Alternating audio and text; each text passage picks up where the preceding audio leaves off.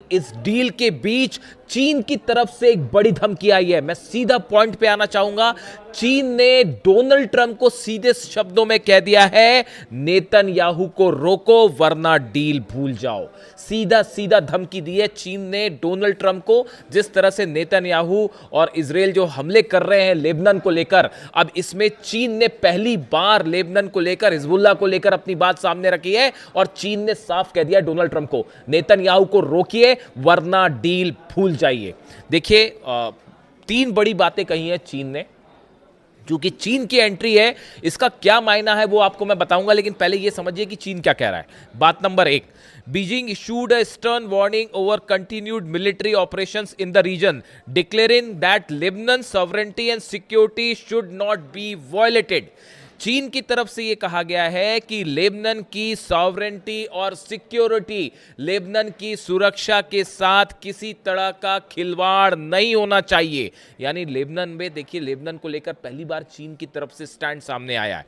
And urging all parties to respect ceasefire arrangements before the historic framework collapses. चीन की तरफ से यह कहा गया है, इसके पहले कि यह डील टूट जाए, ये जो एमओयू है ये खत्म हो जाए, इसके पहले पहले हर देश को इस सॉवरेंटी और सिक्योरिटी लेबनान की जो है वो सुनिश्चित करनी होगी और ये हमले रोकने होंगे।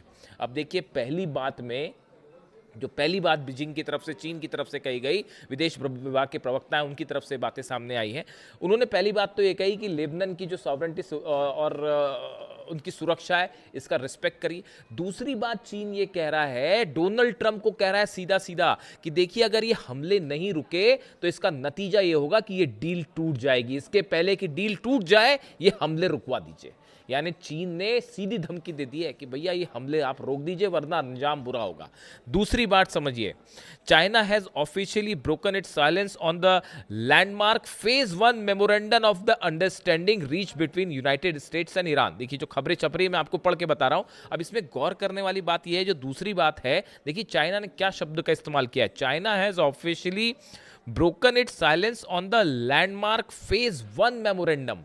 यानी ये मेमोरेंडम कई हिस्सों में है। चाइना फेज 1 की बात कर रहा है, यानी जिस एमओयू की बात हो रही है ये कई हिस्सों में होगा, जैसा कि ईरान कह रहा है।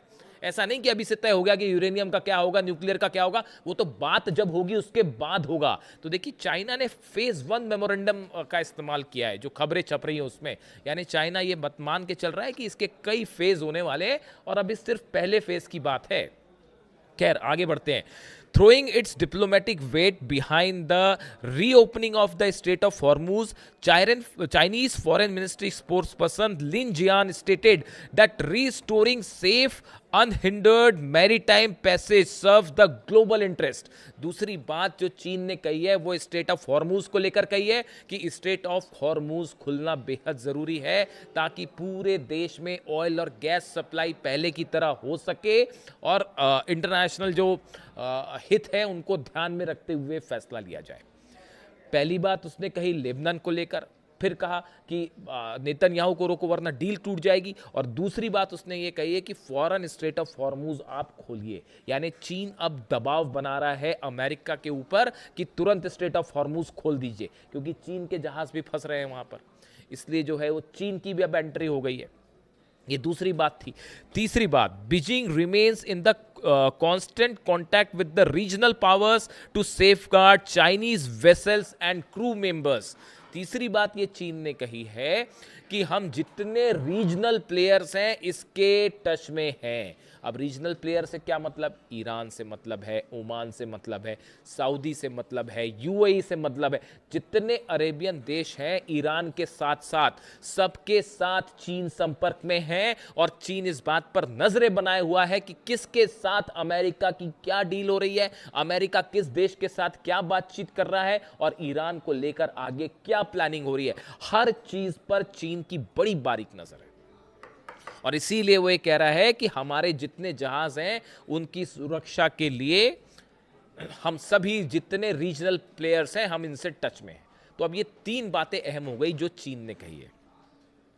अब इसमें जो सबसे इंपॉर्टेंट बात है, देखिए अब ये इसके चीन के इस समय ये बात के कहने के क्या मायने हैं और अचानक चीन की तरफ से बात क्यों कही गई?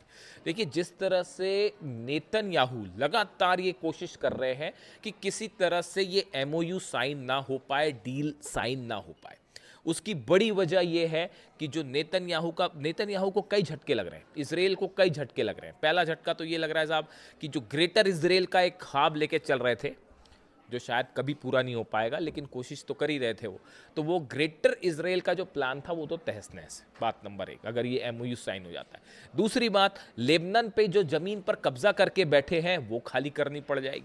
सीरिया में जो जमीन पर कब्जा करके बैठे हैं वो खाली करनी पड़ जाएगी। जो गजा पर कब्जे का प्लान है, बफर जोन बना के बैठे हैं जो, वो फेल हो जाएगा।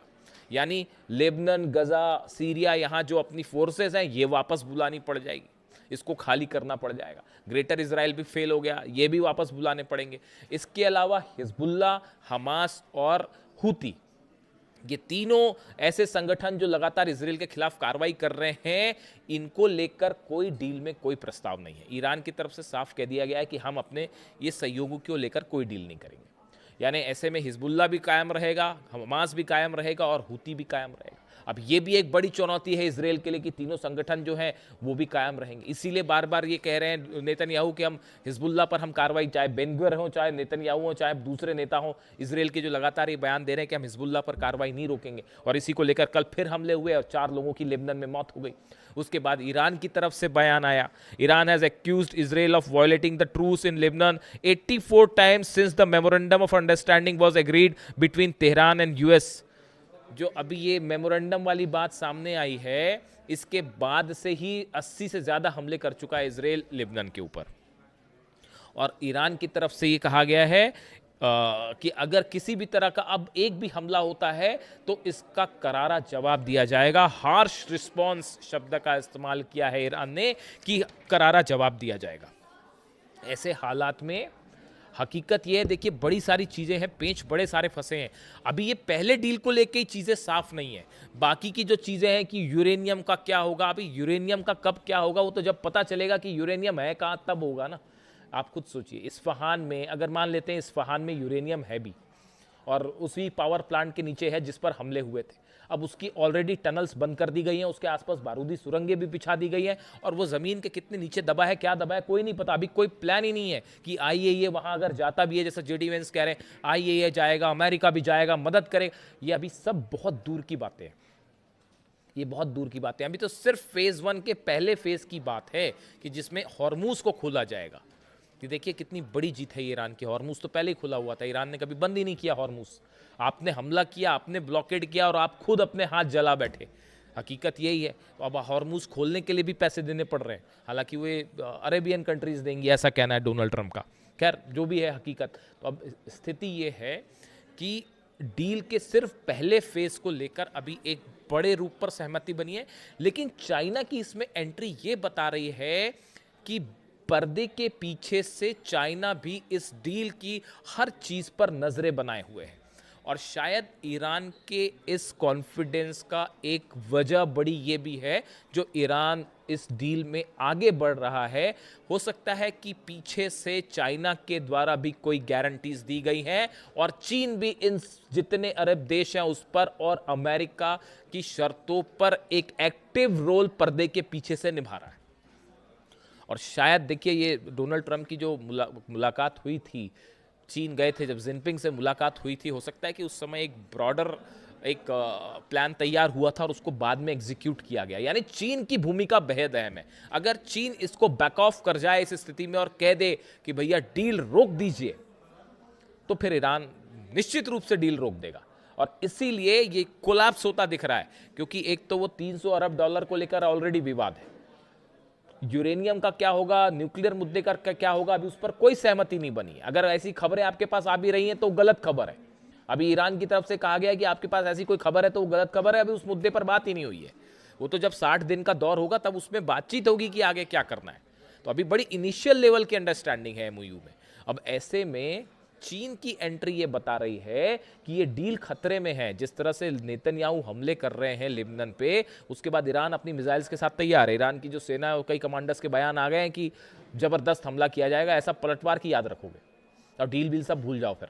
तो ऐसे हालात में एक तरफ नेतन्याहू की कोशिश है कि ये डील ना हो पाए, और जब ये मामला बिगड़ता दिखा तब चीन ने एंट्री की है और ये कहा है डोनाल्ड ट्रंप को कि समझ जाइए, नेतन्याहू को रोक दीजिए। और दूसरी गौर करने वाली बात देखिए, चीन ने नेतन्याहू को सीधा वार्निंग देने के साथ साथ असली बात वो ट्रंप से कह रहे हैं। चाइना जो है वो ट्रंप को ये कह रहा है कि नेतन्याहू को रोको, यानी चीन इस बात को समझ रहा है कि क्या दो ही चीज़ें हो सकती हैं, या तो ये सब कुछ ट्रंप के इशारे पे और नेतन्याहू की सहमति से हो रहा है, और अगर सहमति से नहीं हो रहा है तो आप देखिए कल ट्रंप का एक बयान आया, मैं देख रहा था, उन्होंने कहा कि Netanyahu has to be more responsible.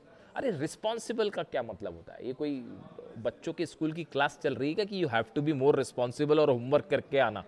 Teacher बोलता है ऐसा छोटे छोटे क्लास के बच्चों को? What do you mean by responsible? ये रिस्पॉन्सिबल शब्द का बहुत ही हल्के शब्द का प्रयोग किया गया। वो हमले कर रहा है लगातार, नेतन्याहू और इजराइल लगातार हमले कर रहा है, और वो डील टूटने की कगार पे। डील टूटने का मतलब समझ रहे हैं आप? पूरी दुनिया कितनी बड़ी मुश्किल में फंस जाएगी। तो ऐसे में इसीलिए चीन ने ट्रंप को एड्रेस किया कि मामले की गंभीरता को समझो, सिर्फ 48 घंटे बचे हैं, अगर नहीं रोका तो फिर उसके बाद डील खत्म हो जाएगी, उसके बाद फिर परिणाम देखना आप, फिर एक साथ फिर वो जब दागेगा खुर्रम शहर 4 और फतह और सेजिल, तो फिर क्या करेगा इसराइल और क्या करेगा? देख ही रहे हो आप, कुवैत तबाह हो गया, जॉर्डन तबाह हो गया, सब बेसिस उड़ गए, कबाड़ पड़ा हुआ है वहाँ बस बड़े बड़े जहाज़ों का जिसका दम भरते थे। तो ऐसे में अब ये चीन की एंट्री हो चुकी है, और एक वीडियो में कल बड़ा खुलासा सुबह पुतिन की भी बड़ी पैनी नज़र है। और ये जो G7 में सब कुछ हो रहा है, रूस के खिलाफ कई बड़े बड़े हथियारों की डील्स हो रही हैं और प्लान बनाए जा रहे हैं, पुतिन की भी अच्छी नज़र है इस डील के ऊपर। यानी सब चीज़ें आपस में इंटरलिंक हैं। अगर आप वहाँ पर रूस को पे प्रेशर बनाएंगे, पुतिन पर प्रेशर बनाएंगे, तो वो ईरान के ज़रिए प्रेशर बनाना शुरू कर देगा। इसलिए अभी बहुत सारी चीज़ें हैं, अभी वेट करिए कहाँ क्या डील साइन होती है, उसमें क्या अंदर चीज़ें हैं, उसको लेकर कितनी सहमति बनती है। इस बीच फिलहाल चीन की तरफ से बड़ी वार्निंग आ गई है। इससे जुड़ा जो भी अपडेट है आप तक पहुँचाऊँगा। वीडियो कैसा लगा कमेंट करके ज़रूर बताइए। Thank you so much.